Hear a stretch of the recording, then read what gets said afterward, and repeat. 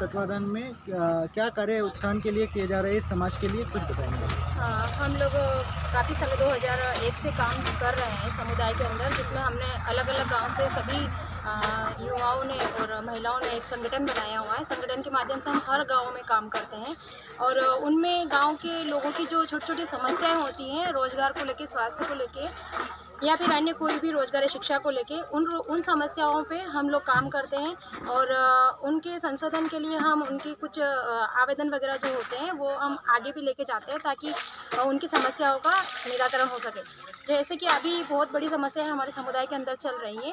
एक तो सबसे पहला है कि हमारी जो लड़कियां होती हैं उनके पति का कोई नाम नहीं होता है। जब उनके बच्चे होते हैं तो उनका पति का एड्रेस वगैरह पूछा जाता है और उनके कास्ट सर्टिफिकेट बनाने में उनको बहुत बड़ी समस्या आती है। एजुकेशन के माध्यम से बहुत सारे ऐसे केसेस आए हैं जिसमें लड़कियां 12th क्लास कर चुकी हैं और उनको जैसे कि फर्स्ट ईयर में एडमिशन लेना है या उनको स्कॉलरशिप लेना है तो उसके लिए कास्ट सर्टिफिकेट की ज़रूरत होती है और वहाँ आके उस स्कॉलरशिप नहीं ले पाती लड़कियाँ क्योंकि कास्ट सर्टिफिकेट माता के नाम से बन नहीं पाता है। वहाँ पिता का नाम पूछा जाता है और पिता होते नहीं है, पिता कहाँ से लाएंगे ढूंढ के। यही समस्या को लेके जन्म प्रमाण पत्र में भी दिक्कत आती है। जब उनके पंजीयन किए जाते हैं, जब वो गर्भवती होती है और पंजीयन किया जाता है उसमें सब डॉक्यूमेंट्स मांगे जाते हैं जैसे कि महिला की समग्र आईडी, पति की समग्र आईडी और पति का आधार कार्ड, ये सब प्रूफ मांगे जाते हैं। प्रूफ ना होने पर उनका ऑनलाइन डाटा नहीं चढ़ता है और अगर डिलीवरी हो भी गई है,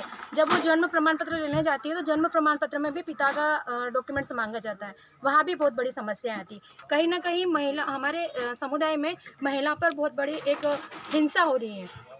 उसी हिंसा को लेते हुए हम अभी जो कार्य कर रहे हैं और अलग अलग संगठन के माध्यम में और एक नया जीवन जो संस्था बनाई है हमने, वो इसी माध्यम से काम कर रही हैं ताकि महिलाओं में छोटी छोटी जो समस्याएं हैं उनको हम कैसे अलग कर सकें, उन समस्याओं को लेके कैसे अधिकारियों के पास आगे जा सके और उन समस्याओं का समाधान करवा सके। इस समाज को मुख्य धारा से जोड़ने का काम इस संस्था द्वारा कहाँ तक किया जा रहा है, कैसे किया जा रहा है बताएँगे? अभी संस्था बनाई गई है लेकिन संस्था में कोई फंड नहीं है और कोई हमें सैलरी नहीं मिलती है। एक संगठन के माध्यम से सहयोग होता है तो हम लोग कार्य कर रहे हैं कि संस्था के माध्यम से जितनी भी गांव की जो समस्याएं हैं उनको हम दूर करें और उनको उन समस्याओं को लेकर आगे तक अधिकारियों के पास लेके जाएं ताकि वो समस्या का समाधान हो सके। यही हमारा मूल मकसद है। क्या नाम है आपका? मेरा नाम देवकन्या मालवी है और मैं हाड़ी से।